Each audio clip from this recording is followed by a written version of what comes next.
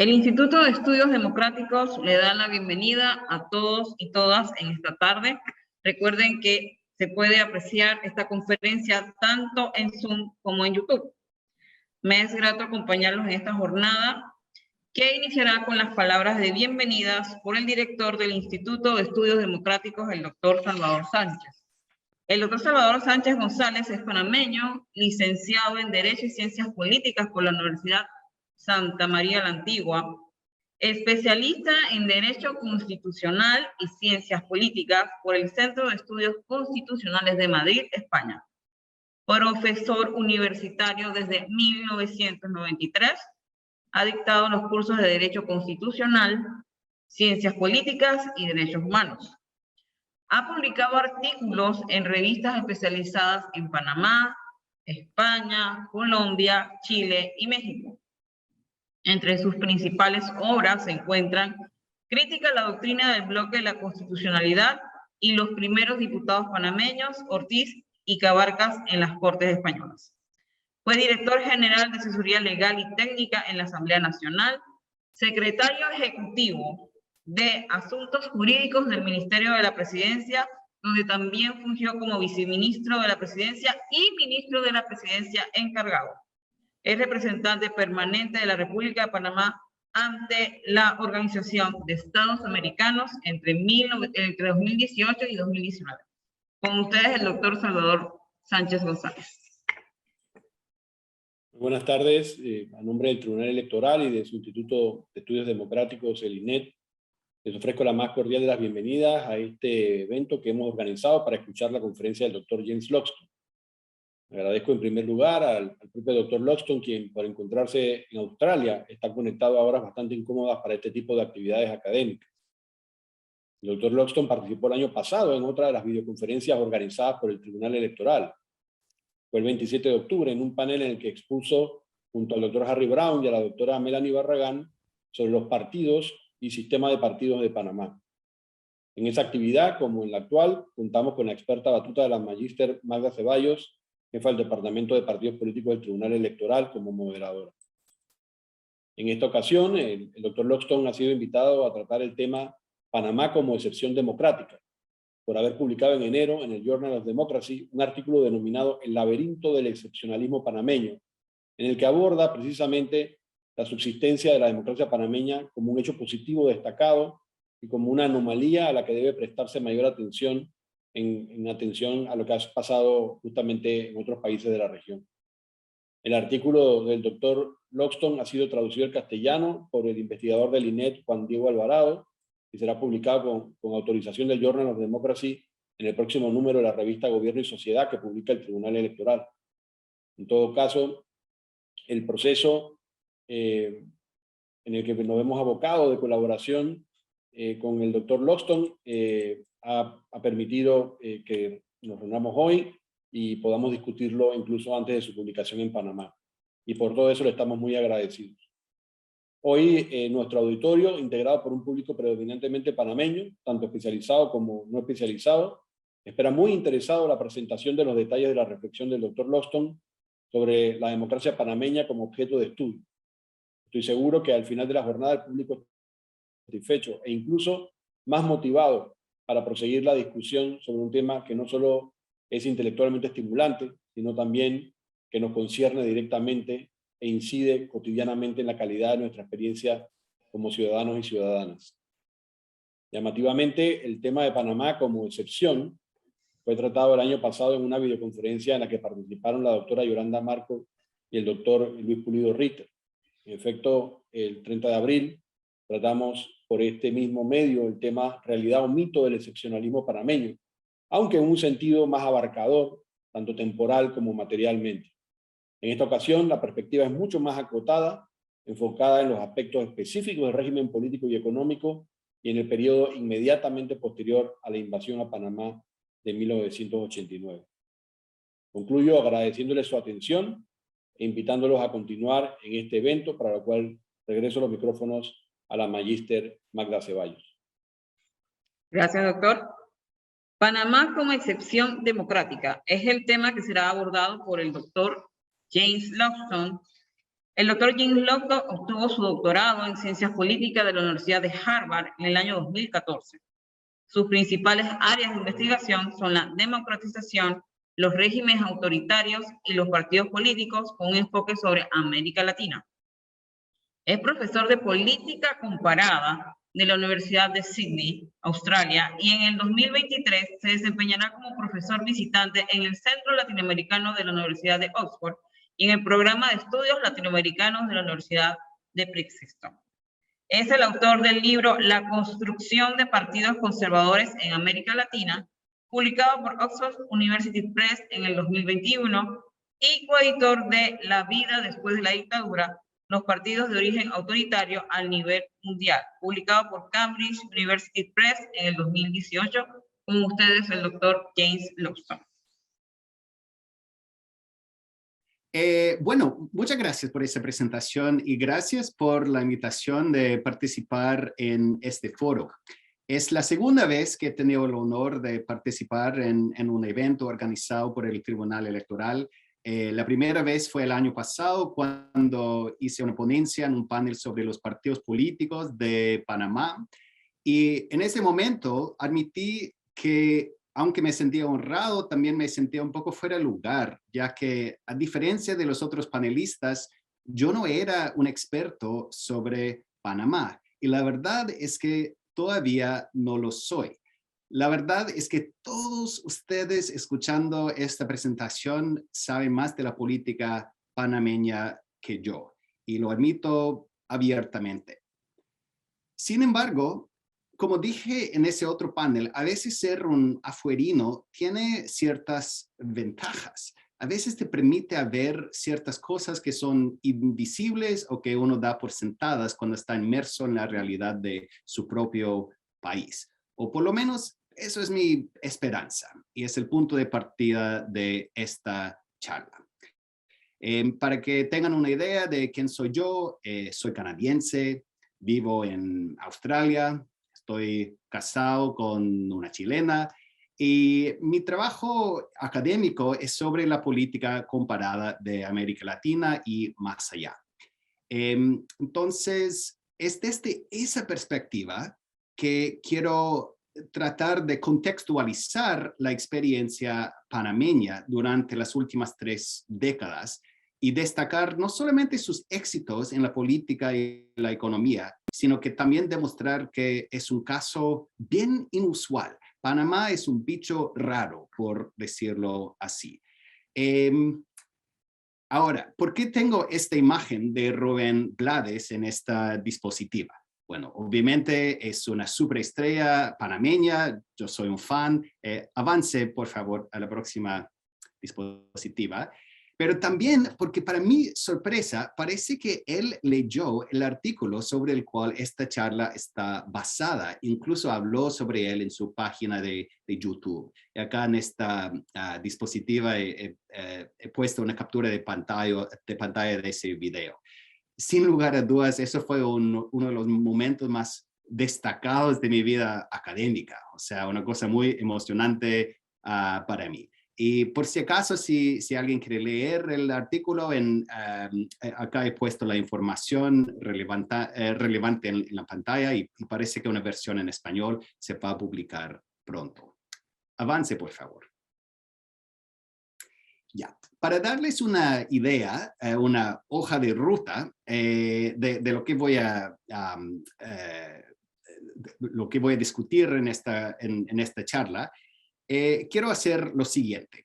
Primero, quiero hablar sobre el término excepcionalismo. ¿Qué significa la palabra excepcionalismo? Esta es una charla sobre el excepcionalismo panameño, pero es importante definir qué significa eso realmente. Y voy a argumentarles que de hecho significa 2 cosas bien distintas y Panamá es excepcional en ambos sentidos. Segundo, voy a hablar sobre el éxito político y económico, especialmente de Panamá durante las últimas 3 décadas.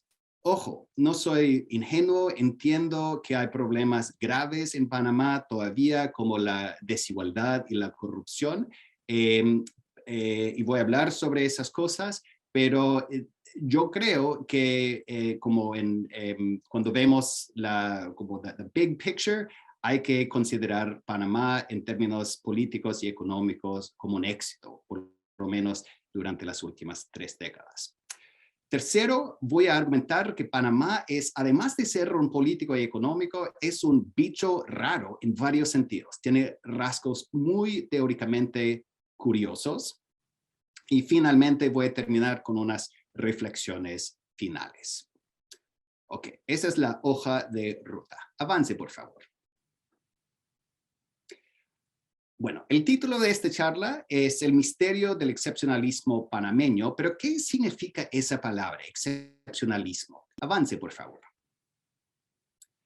Bueno, yo creo que una buena manera de abordar esta pregunta es a través del caso del excepcionalismo más famoso de todos, American Exceptionalism, o el excepcionalismo estadounidense. Todos hemos escuchado este término, pero ¿qué significa realmente? Y la verdad es que si lo pensamos bien, nos damos cuenta de que tiene 2 significados distintos. Avance, por favor. La primera versión del excepcionalismo estadounidense es la de los políticos y los comentaristas. Esa es la imagen de Estados Unidos como un lugar únicamente exitoso y atractivo. Una city upon a hill, para usar una frase célebre en inglés, o sea, una ciudad sobre una colina. Si esa imagen es precisa o no, es otra pregunta, pero ese es como el primer sentido en el cual se usa este término. Avance, por favor. La segunda versión del término excepcionalismo estadounidense es la versión que los politólogos suelen preferir. Y acá he puesto la portada de un libro del gran politólogo, lamentablemente fallecido, Seymour Martin Lipset, quien escribió un libro que se llama en español El excepcionalismo estadounidense, un arma de doble filo. Y el subtítulo lo dice todo. Esta es la imagen de Estados Unidos no como un lugar únicamente exitoso y atractivo, sino que Estados Unidos como un bicho raro, un caso inusual. Es verdad que Estados Unidos tiene muchas cosas admirables, por ejemplo, sus universidades son las mejores del mundo, pero también tiene otras cosas que son lamentables en comparación con otros países parecidos. Por ejemplo, la violencia con armas o la pobreza infantil. Entonces, como vemos en este ejemplo de Estados Unidos, existen 2 versiones distintas de la palabra excepcionalismo. El excepcionalismo como éxito, el excepcionalismo como rareza. Avance, por favor. Ok, yo llamo estos 2 significados de la palabra excepcionalismo el evaluativo y el descriptivo. El evaluativo, el descriptivo. Si un país es excepcional en el sentido evaluativo, significa que sobresale en alguna dimensión o dimensiones que valoramos. Si un país es excepcional en el sentido descriptivo, significa que es algún tipo de anomalía teórica o empírica, pero no necesariamente de manera buena. Mi argumento central es que Panamá es excepcional en ambos sentidos.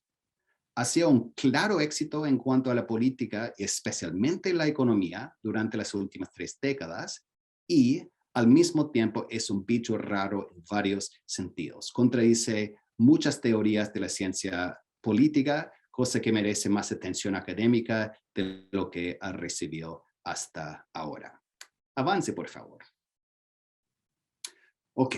Ahora que entendemos estos 2 sentidos del excepcionalismo, quiero empezar con el primer sentido. Quiero hablar sobre Panamá como un caso excepcional en el sentido evaluativo, o sea, Panamá como un éxito político y económico. Avance, por favor. Empecemos con la política. El logro más grande de Panamá es el simple hecho de haberse vuelto y de haberse quedado una democracia. La democracia en todo el mundo, pero en América Latina en especial, está pasando por una mala racha. Si miramos países como Venezuela o Nicaragua, vemos el retorno de dictaduras puras y duras. Si miramos países como Bolivia, bajo Evo Morales, Ecuador, bajo Rafael Correa, y ahora El Salvador, bajo Nayib Bukele, vemos regímenes que están en el área gris entre el autoritarismo y la democracia, los llamados regímenes híbridos. Pero Panamá sigue siendo una democracia. Según la ONG Freedom House, la cual otorga una etiqueta de libre, parcialmente libre o no libre a más de 200 países y territorios cada año, según Freedom House, Panamá es uno de los pocos países en su barrio que cumple los requisitos de un país libre. Colombia, no. La mayoría de los países centroamericanos, no. Pero Panamá, sí. Y tiene este ranking de libre desde el año 1994. ¿Eso significa que Panamá tiene una democracia de muy alta calidad? No, la verdad es que no. De hecho, yo creo que sería difícil hacer ese argumento, pero es una democracia imperfecta, sí, pero viva. Y esa no es cosa menor si miramos la situación mundial en este momento, o si miramos el barrio donde se encuentra Panamá, o incluso si miramos la propia historia de Panamá, con su experiencia de golpes de Estado, gobierno militar, etc. Entonces, la supervivencia democrática no es cosa menor, es un logro. Avanza, por favor. Otro logro político es la existencia de un alto nivel de estabilidad. Y vemos esta estabilidad política en varias dimensiones. Empecemos con el sistema de partidos. Mientras los sistemas de partidos han colapsado en muchos países de América Latina en los últimos años, el panameño ha sido bastante estable, especialmente en las elecciones presidenciales. Con la excepción de la elección de Ricardo Martinelli de Cambio Democrático en 2009, la presidencia ha alternado entre el PRD y el Partido Panameñista desde el retorno a la democracia. Así que hay un sistema de bipartidismo bastante estable. Panamá también ha logrado evitar dos de los vicios más comunes de la política latinoamericana: el llamado continuismo y el fenómeno de las presidencias interrumpidas. El continuismo se refiere a la tendencia de los presidentes a cambiar la constitución para permitir la reelección, a veces incluso la reelección indefinida, como en el caso de Venezuela o Nicaragua. El fenómeno de las presidencias interrumpidas es lo contrario. Se refiere a la tendencia de los presidentes de no poder terminar sus mandatos constitucionales, ya sea por golpes de Estado, como en Honduras en 2009, juicios políticos o impeachment en inglés, como en Brasil contra Dilma Rousseff, o las renuncias forzadas tras manifestaciones masivas, como ha pasado múltiples veces en los últimos años en el Perú. Panamá es distinto. Cuando los votantes tuvieron la oportunidad de votar en el referéndum de 1998 sobre la reelección, casi 2/3 de ellos votaron en contra. Y es más, todos los presidentes durante las últimas 3 décadas han logrado terminar sus mandatos. Repito, estas cosas no son menores. La supervivencia de la democracia y la estabilidad política son logros. No deberíamos darlas por sentadas. Y por cierto, esta imagen que he puesto acá es una captura de pantalla de un artículo del BBC sobre el referéndum de 1998. Ok, entonces, cuando miramos la supervivencia de la democracia en Panamá y el nivel de estabilidad política que existe, yo creo que tenemos que reconocer que Panamá ha sido bastante exitoso en cuanto a la política. Avance, por favor. Pero es con respecto a la economía que Panamá realmente sobresale. Ustedes saben muy bien, mejor que yo, que Panamá ha gozado de mucho crecimiento económico en las últimas décadas. Dicho eso, creo que para realmente apreciar qué tan impresionante el auge económico de Panamá ha sido, hay que poner el país en un contexto comparado. Así que acá en esta tabla he puesto algunos datos macroeconómicos del Banco Mundial para Panamá, para América Latina y el Caribe en su totalidad, y para los 3 países que por consenso universal, yo diría, son los más desarrollados de América Latina: Chile, Uruguay y Costa Rica. Y de hecho, cada uno de esos 3 países tiene su propia mini literatura sobre su supuesto excepcionalismo: el excepcionalismo chileno, el excepcionalismo uruguayo, el excepcionalismo costarricense. Ok, no se preocupen, sé que hay mucha información acá. Voy a guiarlos por las cosas más importantes. Avance, por favor. Ok, empecemos con el PIB per cápita. En 2019, antes que la pandemia, el PIB per cápita de Panamá fue casi $16,000. Eso es casi el doble del PIB de América Latina y el Caribe en general, y fue más que los PIB de Chile y de Costa Rica. El único país con un PIB per cápita más alto de América Latina, más alto que Panamá, fue Uruguay. Avance, por favor.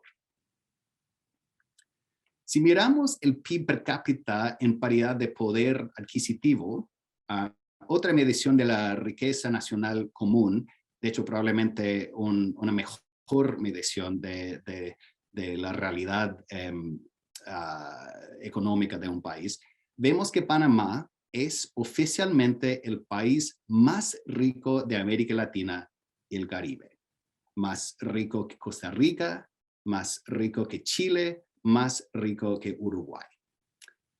Ahora, quizás esto es de conocimiento público en Panamá, no lo sé, pero en mi experiencia, nadie sabe esto en el resto del mundo, incluso entre los que estudian América Latina, como yo. Nadie sabe esto, pero es un hecho. Es lo que dicen los datos. Avance, por favor. ¿Por qué el PIB per cápita de Panamá es tan alto? Bueno, es tan alto porque por 3 décadas Panamá ha tenido una tasa de crecimiento no solamente altísima, sino que sostenida. Entre 1990 y 2019, su crecimiento anual promedio fue de casi 6%, el más alto de América Latina y el Caribe. Mucha gente sabe del llamado milagro chileno, y es cierto que el crecimiento de Chile ha sido impresionante. Sin embargo, la economía panameña ha crecido más rápidamente que la chilena. Entonces, si Chile experimentó un milagro económico, lo que pasó en Panamá ha sido más milagroso aún, pero nadie habla del milagro panameño. Avance, por favor. Ok, entonces el PIB per cápita de Panamá ya es muy alto, el crecimiento anual durante las últimas 3 décadas ha sido rapidísimo. ¿Eso significa que Panamá es una utopía económica? Obvio que no. Panamá, como todos ustedes saben, tiene problemas graves, y uno de esos problemas es la desigualdad. La medición de la desigualdad más comúnmente usada es el índice de Gini, y con el Gini, a diferencia de otras cosas, cuanto más alto, peor. O sea, cuanto más alto el Gini, más desigual un país. Así que tener un índice de Gini alto es malo. Bueno, el índice de Panamá es altísimo. Como pueden ver, el Gini de Panamá es peor no solamente que los de Costa Rica, Chile y especialmente Uruguay, sino que peor que América Latina y el Caribe en general. Entonces, en términos de la desigualdad, Panamá sobresale no solamente en comparación con las estrellas de Chile, Costa Rica y Uruguay, sino que según los estándares ya terribles de la parte del mundo muchas veces descrita como la región más desigual del mundo. Entonces, la historia económica de Panamá no es una historia totalmente feliz. Aunque la desigualdad se ha disminuido a lo largo de los años, sigue siendo pésima. Este es un gran tema pendiente para Panamá, en mi opinión. El otro, del cual hablaré un poco más tarde, es la corrupción, la cual, según los índices, alcanza niveles realmente escalofriantes. Avance, por favor. Ok, entonces Panamá no es una utopía económica, que eso quede muy claro. Eso es algo que entiendo muy bien. Panamá tiene problemas, especialmente en cuanto a la desigualdad y la corrupción. Sin embargo, su trayectoria a lo largo de las últimas 3 décadas en su totalidad debe ser considerada como un éxito político y económico. Ha mantenido la democracia mientras otras democracias en América Latina y más allá se han muerto. Y gracias a 3 décadas de crecimiento rápido y sostenido, ahora es el país, es o el país más rico o el segundo país más rico de América Latina, dependiendo de la cifra. Y para anticipar una crítica inevitable, no, esta no es una historia de crecimiento sin desarrollo. El pueblo panameño también se ha beneficiado de ese auge económico. Según el Índice de Desarrollo Humano de la ONU, el cual incorpora una gama de factores como la expectativa de vida y la educación, Panamá ahora es oficialmente un caso de desarrollo humano muy alto. Sobre la base de todo eso, yo creo que tiene sentido hablar del excepcionalismo panameño en el sentido evaluativo. Avance, por favor. Ok, en el tiempo que me queda, quiero hablar sobre el excepcionalismo panameño en el otro sentido, en el sentido descriptivo. Y acuérdense que cuando hablamos del excepcionalismo en el sentido descriptivo, ya no estamos hablando de si una cosa es buena o mala. Más bien estamos hablando de si algo es una anomalía o no. Y resulta que Panamá es una anomalía, es un bicho raro en varios sentidos. ¿Qué quiero decir con eso? Avance, por favor. Bueno, desde mi perspectiva de profesor de política comparada, hay 4 cosas en particular que son muy llamativas en el caso panameño. La primera es la democratización a través de una invasión militar. La segunda es la remontada de un partido de origen autoritario bajo condiciones muy desfavorables, y ahí me refiero al PRD. La tercera es el buen manejo del motor de la economía nacional, o sea, Canal, por parte de una empresa estatal, la ACP. Y finalmente es el crecimiento económico rápido a pesar de la corrupción masiva. Déjenme decir unas palabras sobre cada una de estas cosas y por qué yo creo que Panamá es una anomalía en estos 4 sentidos. Avance, por favor. Bueno, una de las cosas más llamativas de Panamá es el hecho de que es un caso de la democratización a través de una invasión militar, o sea, la invasión de Estados Unidos en diciembre de 1989. No me interesa para nada defender esa invasión. Entiendo que es súper debatible si fue buena o mala. Entiendo que cientos de personas, quizás miles, dependiendo de las cifras que uno cree, que muchas personas se murieron y que la invasión causó miles de millones de dólares en daños a la economía panameña.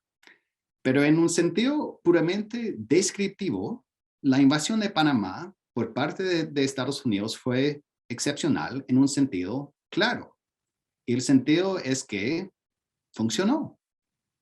Noriega fue derrocado, Endara fue instalado como presidente y la democracia se echó raíces. Panamá es uno de solamente 2 casos desde la Segunda Guerra Mundial en la cual una democracia estable ha nacido a través de una invasión. El otro es el caso de Granada, un país chiquitito en el Caribe que Estados Unidos invadió en 1983 y como Panamá nació la democracia y sigue siendo una democracia hasta el día de hoy. Bueno, la pregunta es, ¿por qué funcionó la democratización a través de una invasión militar en el caso de Panamá, pero no en, por ejemplo, Irak o Afganistán, donde la invasión fue un fracaso absoluto? Bueno, este es uno de los 4 misterios del excepcionalismo panameño, en mi opinión. La democratización por invasión militar. Okay. Avance, por favor. La segunda cosa muy inusual del caso panameño es la remontada de su partido de origen autoritario, el PRD, bajo condiciones muy poco favorables. Fue gracias a este tema, de hecho, que nació mi interés en la política panameña. El tema principal de mis investigaciones, hasta ahora por lo menos, ha sido el fenómeno de los partidos que tienen vínculos a una ex dictadura, pero que luego siguen operando bajo democracia y en muchos casos vuelven al poder democráticamente. Es algo súper común. Authoritarian successor parties en inglés o los partidos de origen autoritario en español. Un ejemplo sería el PRI de México o el PP de España.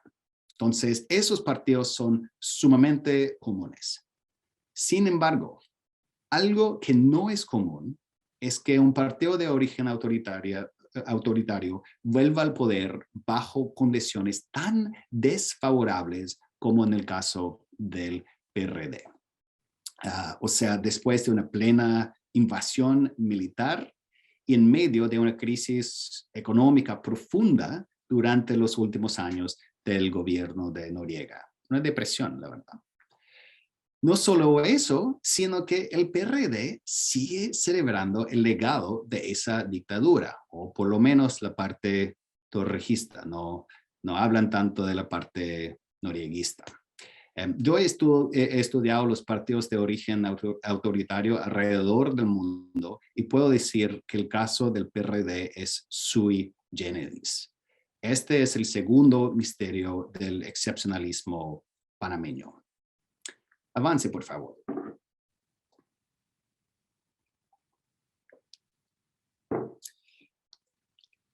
La tercera cosa que llama mucho la atención del caso panameño es el buen manejo del motor de la economía nacional, el canal, por parte de una empresa estatal, la ACP. Como ustedes saben muy bien, la experiencia de las empresas estatales en muchos países en vías de desarrollo ha sido decepcionante. Muchas veces los administradores y trabajadores se eligen por razones políticas, no meritocráticas, y peor aún, muchas veces las ganancias de esas empresas estatales se roban por los políticos. Y un ejemplo muy claro de esto es la experiencia de Petróleos de Venezuela, PDVSA, bajo Hugo Chávez y ahora Nicolás Maduro en Venezuela. Una tragedia absoluta.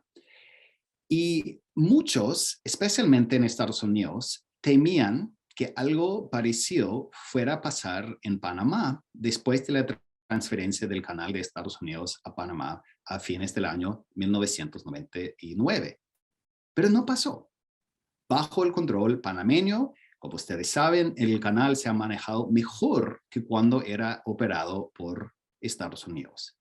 Entonces la pregunta es, ¿por qué? ¿Por qué la ACP ha sido tan técnicamente eficaz? Y en especial, ¿por qué la ACP no ha sufrido de los mismos problemas de corrupción que lamentablemente han afectado tantas otras partes de la economía y el Estado de Panamá? Este es el tercer misterio del excepcionalismo panameño. Avance, por favor.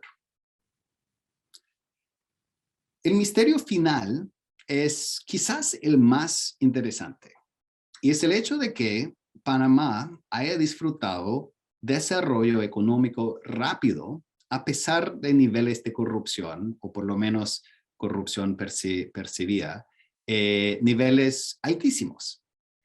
La corrupción es difícil de medir, ya que por definición es algo ilícito. Eso significa que lo mejor que podemos hacer es medir las percepciones de la corrupción. Y las percepciones de la corrupción en Panamá son horribles, francamente, horribles. Según Transparencia Internacional, la cual hace un ranking mundial todos los años en su índice de percepción de corrupción, en el año 2020, Panamá ocupó el lugar 111 de 179 países.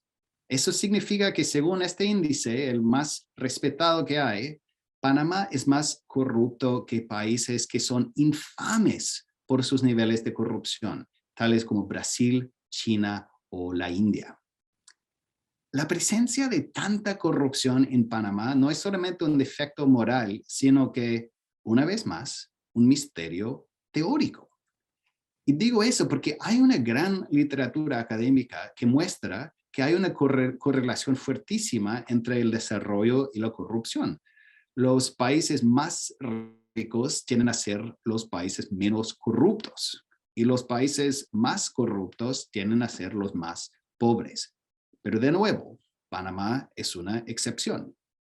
De hecho, de los 53 países clasificados por el Banco Mundial como de alto ingreso en el año 2020, Panamá tenía el peor ranking de Transparencia Internacional, por mucho. Esto obviamente no es algo para celebrar, es algo lamentable, pero también es fascinante desde una perspectiva teórica. ¿Qué pasa en Panamá? ¿Por qué la corrupción en Panamá no ha sido más dañina para la economía? Este es el último misterio del excepcionalismo panameño, en mi opinión. Y por cierto, he puesto una captura de pantalla de la página de Transparencia Internacional y uno puede ver que Panamá no está en muy buena compañía en este ranking. Avance, por favor. Ok, en resumen, Panamá no es solamente excepcional en el sentido evaluativo, o sea, por sus logros en la política y la economía, sino que también en el sentido descriptivo. Es un bicho raro en por lo menos 4 sentidos. Su transición a la democracia a través de una invasión militar, el repunte del PRD bajo condiciones muy desfavorables, el buen manejo de la ACP y su auge económico a pesar de niveles de corrupción chocantes. ¿Qué es lo que explica estos 4 misterios?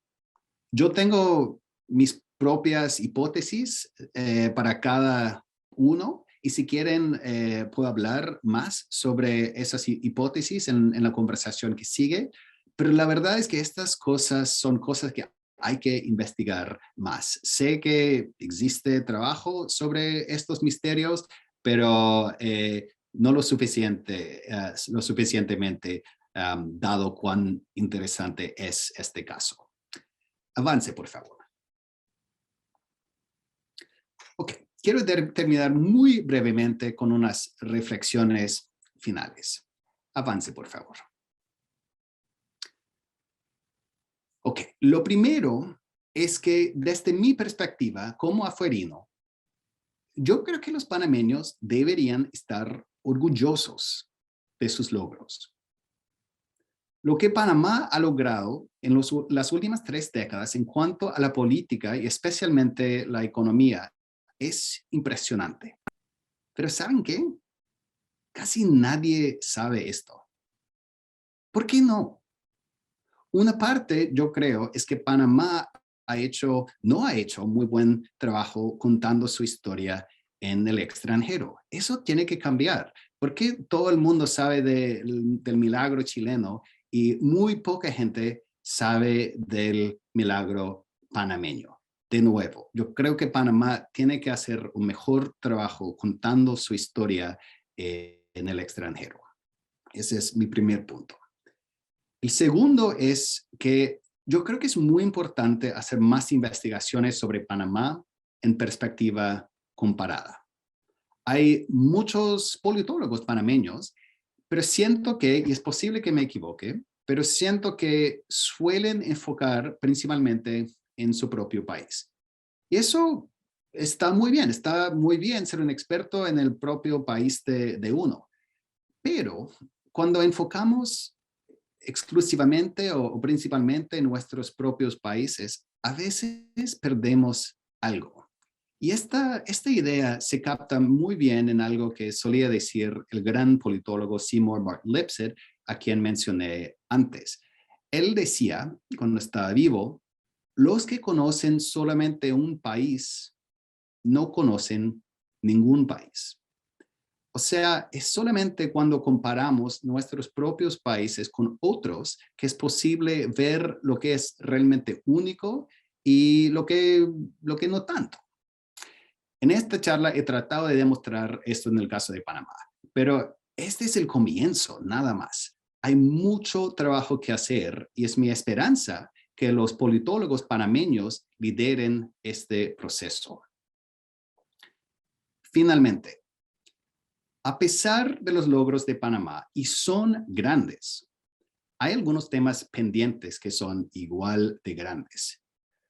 Uno es la desigualdad, escandalosa.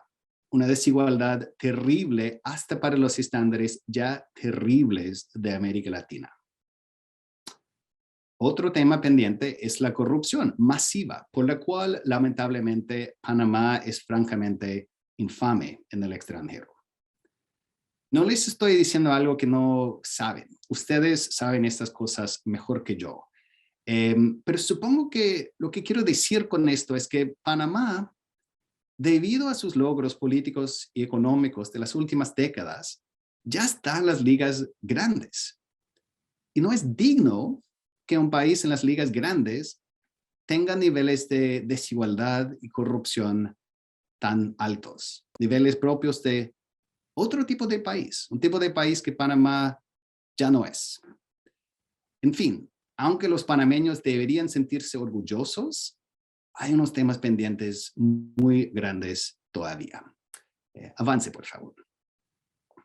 Bueno, muchas gracias por escucharme. Acá he puesto mi información por si alguien quiere ponerse en contacto conmigo y espero con anticipación sus preguntas y comentarios. Gracias. Muchas gracias, doctor Lacson. Vamos a ver algunas preguntas que hemos recibido. La primera dice, ¿puede la ausencia de partidos relevantes y competitivos de izquierda, como el caso de Estados Unidos y a pesar de la alta desigualdad, considerarse otro aspecto que contribuye a su aparente excepcionalismo? Bueno,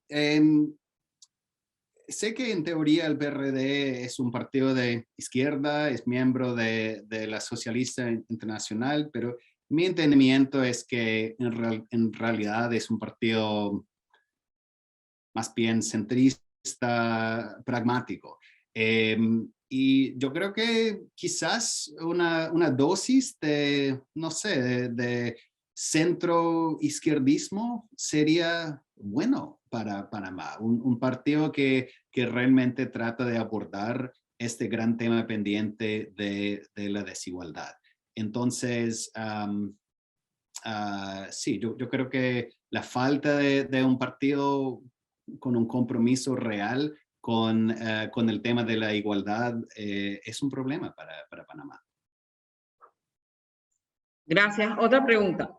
¿Pueden unos comicios o unas elecciones eliminar la corrupción del país? Bueno, si yo tuviera la solución a la corrupción, yo sería un millonario, porque yo creo que todo el mundo quiere tener esa información. No, la verdad es que no sé cómo solucionar el problema de la corrupción. Yo creo que eso no es algo que uno soluciona con una elección o un par de elecciones. Eso es un problema que uno aborda como a largo plazo. Este es un proceso de años y años. Pero en el caso de Panamá, ya hay un ejemplo que a lo mejor puede dar inspiración, y ese es el ejemplo de la ACP. Mi entendimiento es que la ACP no ha sido víctima de los mismos vicios de la corrupción de otras partes del Estado y la economía panameña. Entonces la pregunta es, ¿por qué? ¿Qué es lo que la ACP ha hecho para aislarse de la corrupción en el resto del país? Entonces yo empezaría ahí. ¿Qué es lo que la ACP ha hecho tan bien? ¿Cómo se puede exportar esas políticas a otras partes del Estado y economía del país? Ok, siguiente pregunta. Panamá tuvo una debacle reputacional con el tema Panama Papers. ¿Cree que aún así tenemos posibilidades de mantener una narrativa que nos permita ser reconocidos tal como usted lo ha explicado? Sí, Panamá tiene un problema reputacional, sin lugar a dudas. Eso va a sonar un poco duro, pero la verdad es que fuera de Panamá, la reputación de Panamá es como entre inexistente y infame. La gente no sabe nada de Panamá, y si es que saben algo de Panamá, saben de Noriega y los Panama Papers, nada más, literalmente. Hasta los expertos sobre Latinoamérica no saben nada de Panamá. Yo creo que eso es un escándalo, porque es un país que ha logrado un montón, como he explicado en esta charla, y además porque es un país sumamente fascinante. Entonces, yo creo que en la ciencia política hay un término, no solamente en la ciencia política, en la política, las políticas públicas, se habla a veces de la diplomacia pública. O sea, cuando pensamos en los diplomáticos, pensamos principalmente en, no sé, reuniones entre políticos, etcétera. Pero la diplomacia política es cuando un país trata de proyectar una imagen de sí mismo en el extranjero, trata de expandir su poder blando, por decirlo así. Yo creo que Panamá tiene que hacer eso, tiene que tratar de contrarrestar primero la ignorancia y segundo esta narrativa que existe alrededor de Panamá. Dicho eso, la reputación negativa que tiene Panamá no es 100% injusta. O sea, la corrupción, según esos índices, es malísima. Así que si Panamá realmente quiere cambiar esa parte de su reputación, yo creo que tiene que tocar el tema de fondo y tratar de sacar a raíces la corrupción. Otra pregunta. ¿Hasta qué punto estas historias de éxito político y económico se sustentan en consensos de una academia sin lograr expresar mucho sobre la vida de las personas que viven en los objetos de investigación de los cientistas sociales? Es decir, a pesar de la experiencia, la población se ve obligada a entender científicamente que lo vivido es una excepción en sentido positivo en la historia de la democracia, y además tiene que estar orgullosa por encima de los pendientes y las imperfecciones vividas directamente. Perdón, no entendí esa pregunta. Había muchas partes ahí. Básicamente lo que está diciendo, si a pesar de lo negativo, de los pendientes y las imperfecciones, realmente los panameños deberíamos estar orgullosos de lo vivido. Yo diría que sí. O sea, lo que Panamá ha logrado es sumamente impresionante. Si yo fuera panameño, yo me sentía orgulloso de esos logros, pero también me sentiría avergonzado de los defectos del país. Uno puede tener ambos sentimientos al mismo tiempo. De hecho, yo creo que uno, como buen patriota, debería tener ambas cosas en la cabeza al mismo tiempo. Por un lado, orgulloso, realista de los logros y además una preocupación con los temas pendientes y ganas de tratar de solucionar esos temas pendientes. Así que está muy bien estar orgulloso de Panamá. Panamá merece como orgullo, pero también uno debería estar crítico en cuanto a los temas pendientes. Ok, otra pregunta. ¿Considera usted que como panameños debemos tomar más acción y empaparnos más en el tema de política? Y también si existe alguna correlación entre el índice de corrupción y la supervivencia de un partido de origen autoritario que ha gobernado durante las últimas décadas. Yo no sabe de ninguna correlación entre esas dos cosas. Puede que exista, pero que yo sepa, no hay ningún dato sobre el tema. Los partidos de origen autoritario son tan comunes que existen en países de todas las regiones del mundo, en países pobres, en países ricos, en países corruptos, en países no tan corruptos. Son casi una cosa universal en las nuevas democracias. Como un poco de trabajo que he hecho sobre el tema demuestra que desde los años 70, en alrededor de 3/4 de las democracias, los partidos de origen autoritario han sido influyentes y en más de la mitad han vuelto al poder. Entonces, sí, yo dudo que haya una correlación fuerte entre la corrupción y esos partidos, pero no lo sé en realidad. Parece que el tema de la relación genera mucho interés. ¿De la qué? Genera mucho interés. Uh-huh. Porque tengo otra pregunta que dice, ¿cómo va la relación de ética, educación en valores, corrupción y desigualdad en un país como Panamá? No sé, la verdad, no sé.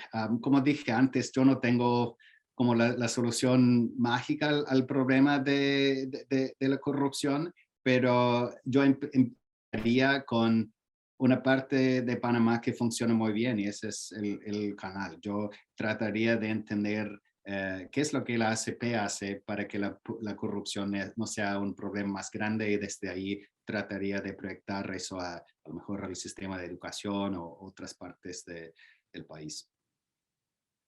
Esta pregunta también es un poco similar a lo que ha contestado antes. Dice, ¿puede una administración de justicia adecuada ser la solución definitiva para empezar a acabar la corrupción en Panamá?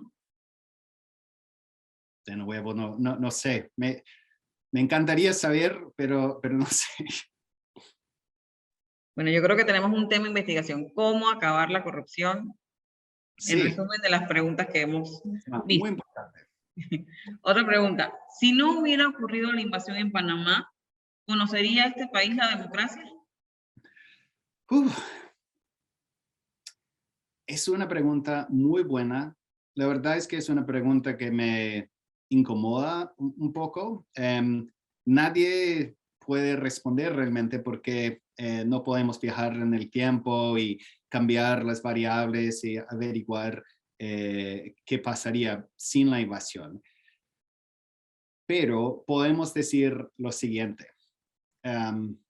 Noriega demostró con su reacción a su pérdida en la elección de 89 que nunca iba a dejar el poder democráticamente, ¿verdad? Anuló esa elección. Segundo, las sanciones de Estados Unidos, aunque causaron una depresión en Panamá, tampoco fueron decisivas en echarlo del poder. Entonces, esa ruta, no sé, quizás con más tiempo hubiesen dado frutos, pero las sanciones no funcionaron. Y finalmente, mi entendimiento es que hubo un fallido golpe de Estado contra él de parte de otros militares y que no resultó. Entonces, esas tres rutas alternativas, la democrática, las sanciones y un golpe de Estado interno, ninguna funcionó. Pero sí, la invasión funcionó. Me incomoda, como dije antes, pero es lo que sucedió, es la historia, ¿no? Llegamos ya a la última pregunta por tiempo. ¿Cuál considera es el principal desafío actual de la democracia panameña? Bueno, como dije eso, yo creo que la desigualdad y la corrupción.